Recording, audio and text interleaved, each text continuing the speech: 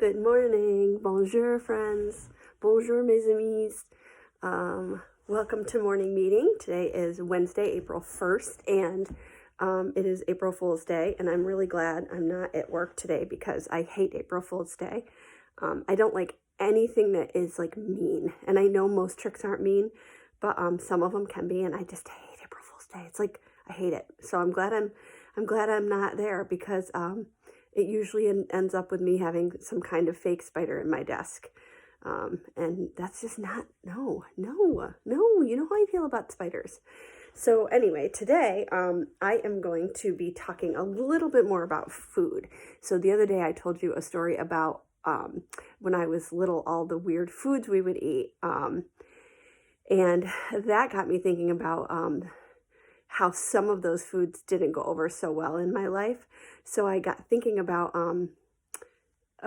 different times that I did things with food that I wasn't supposed to. So I'm going to tell you about one of those times. So when I was really little, well, not that little, I was probably like in second grade, so probably your age. My mom used to make the most amazing cookies. She still does. And she would make her frosting homemade, and it was delicious. But we usually had to keep it in the fridge for a little while before you could use it so it could firm up.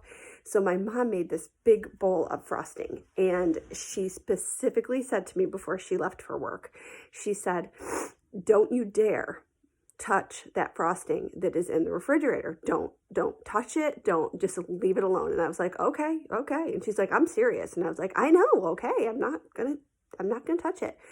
So of course, the minute she left for work, I thought, well, I'll just touch it little, like just a little bit. So I took my finger and I like put a little tiny bit of frosting on my finger, and I licked it, and it was delicious. I mean, dessert for breakfast is, I think, something we should do every day. But I had made like a mark on the frosting, and I was like, oh, she's gonna know. So I got a knife and I kind of smoothed it out. But like while I was smoothing, I also kind of picked up a little bit, so I could like lick it, and it was really good. So I thought, well, maybe if I just scrape the top part off, she won't know that I touched it. So I scraped that off and ate that too.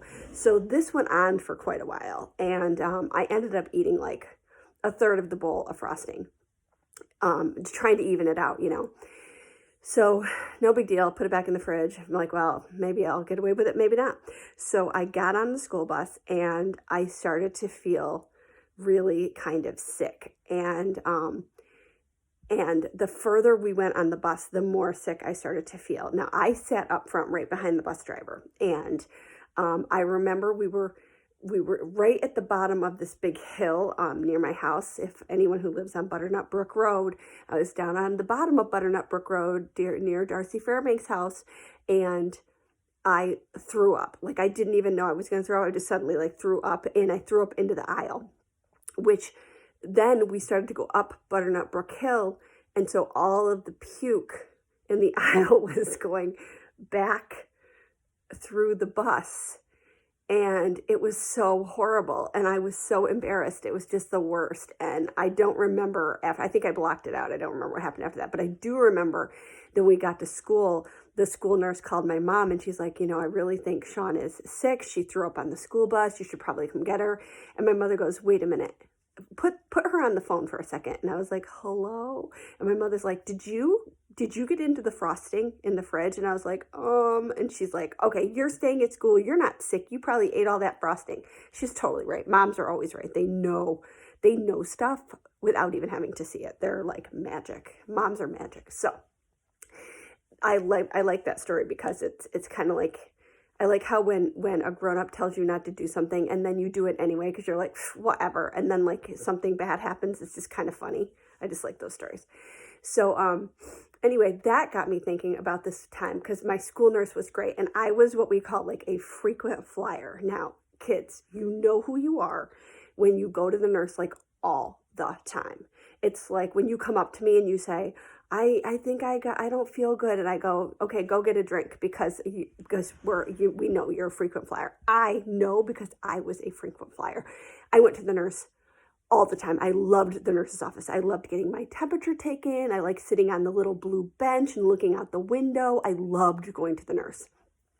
And it mainly happened more like when I had a teacher I really didn't like in fourth grade. That was when I would go to the nurse all the time because I had such a bad teacher that year. And I will tell that story probably tomorrow because I did promise Jesse and Polly that I would tell that story tomorrow. But anyway, I went to the nurse all the time. And so when you go to the nurse all the time, the nurse kind of has to stop believing you because you're there a lot and there's no way you're sick that much. So she's like, there's something else going on here. You just don't want to be in your classroom or whatever. And that was totally me. I would often get sick during math class, right before math would start, before we did the little 100 problems in 1 minute thing. I would, I'm fading. And I would have to go to the nurse. But anyway, one time I went to the nurse and the nurse said to me, she's like, she's kind of surprised. She goes, I really think you're sick this time. You really don't, I don't think you feel good. And I was like, I really don't. And that time I wasn't baking. But the nurse was so nice and she lived near my house. So she was like, well, I don't want to put you on the bus like this. She's like, why don't I call your mom and I'm going to take you home? And I was like, okay. So we get in the nurse's car and it was such a nice car. It had this beautiful car, very clean. I don't think she had children. And we're leaving school and she says, well, I just have to stop at the grocery store for I just need a gallon of milk. I'm going to hurry. I'll be in and out really quick. So as she goes into the grocery store, I'm sitting in the front seat of her very clean, beautiful car. I know it's coming. This is friends, this is called foreshadowing when you're something bad's going to happen, but you're not sure quite what it is, but you kind of have an idea. So as she's in there, I'm feeling worse and worse and worse. And sure enough, I throw up in the front seat of her car. And it was so horrible. This poor lady, giving me this ride home and I throw up in her car. So very embarrassing. But anyway, so my story today, I would love to hear your stories of times you just wanted to die. You were so embarrassed. This is one of those times. It was just horrible. And I still feel really bad about throwing up in my nurse's car. She was so nice. I wish I could remember her name. She was the sweetest person. But anyway, friends, I hope you have an awesome Wednesday. If you do pranks on your family, make sure they're nice ones and not mean ones. And please send me your stories. I really love your stories. And I'm getting more of them, which I really appreciate because I know you're busy. But I love you. Don't eat the frosting. Don't lie to your mother. Don't lie to the nurse. And have an awesome April 1st.